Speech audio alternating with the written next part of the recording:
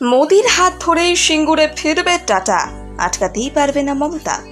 সিঙ্গুরের মাটিতে গড়ে উঠবে বিপুল কর্মসংস্থান, আয় উন্নতিতে ভরে উঠবে সিঙ্গুরের অলিগলি, স্পষ্ট জানিয়ে দিলেন বিজেপির এই নেত্রী। নির্বাচনের প্রচার প্রসঙ্গে উঠে এলো সেই সিঙ্গুর, যে সিঙ্গুরকে কেন্দ্র করে রাজ্যে পালা বদল করেছিল 2013-তে। এই সিঙ্গুরের কারণেই রতন টাটা আর মমতার মধ্যে জল গড়ায় বহুদূর। মমতা বন্দ্যোপাধ্যায় নন্দীগ্রামে সিঙ্গুরের সেই উত্তপ্ত সময় চলাকালীন বলেছিলেন, সিঙ্গুরে তিনি কিছুতেই শিল্প করতে দেবেন না। আর এবার মমতার সেই বক্তব্যকে নিশানা করে হুঙ্কার ছাড়লেন লকেট চ্যাটার্জি, যিনি এবার হুগলির বিদায়ী সাংসদ। ঠিক কি জানিয়েছেন লকেট চ্যাটার্জি?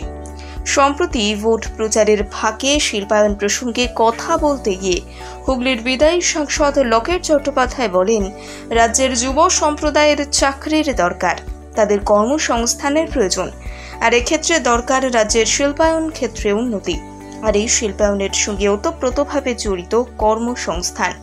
এই পরিপ্রেক্ষিতে লকেট চট্টোপাধ্যায় বলেন, এবার সিঙ্গুরে শিল্প হবেই হবে। বাংলার মানুষ এবার সিঙ্গুরের মাটিতে শিল্পায়নকে মাথা গজাতে দেখবে। এখানেই থেমে থাকেননি তিনি। রাজ্যে কর্মসংস্থান শিল্পের যে অবনতি, এক্ষেত্রে তিনি রাজ্যের মুখ্যমন্ত্রীর অসহযোগিতার বিষয়টিকে আঙুল তুলে দেখিয়ে দেন। চলতি বছরে লোকসভা ভোটে অত্যন্ত হাই ভোল্টেজ ভোট হিসেবে চিহ্নিত হয়েছে হুগলি, যেখানে জোট টক্কর চলছে রচনা বনাম লকেট। একদিকে বিজেপির টিকিটে লকেট, যিনি কিনা হুগলির দুবারের সাংসদ, অন্যদিকে এবছর তৃণমূলের টিকিটে রচনা। এতদিন সিনেমায় দুজনের হাড্ডাহাড্ডি লড়াই দেখলেও এবার রাজনীতির ময়দানে দেখা যাবে দুই অভিনেত্রীর লড়াইকে। মোদির হাত ধরেই সিঙ্গুরে ফিরবে টাটা, আটকাতেই পারবে না মমতা। সিঙ্গুরের মাটিতে গড়ে উঠবে বিপুল কর্মসংস্থান, আয় উন্নতিতে ভরে উঠবে সিঙ্গুরের অলিগলি, স্পষ্ট জানিয়ে দিলেন বিজেপির এই নেত্রী। নির্বাচনের প্রচার প্রসঙ্গে উঠে এলো সেই সিঙ্গুর, যে সিঙ্গুরকে কেন্দ্র করে রাজ্যে পালা বদল করেছিল 2013-তে।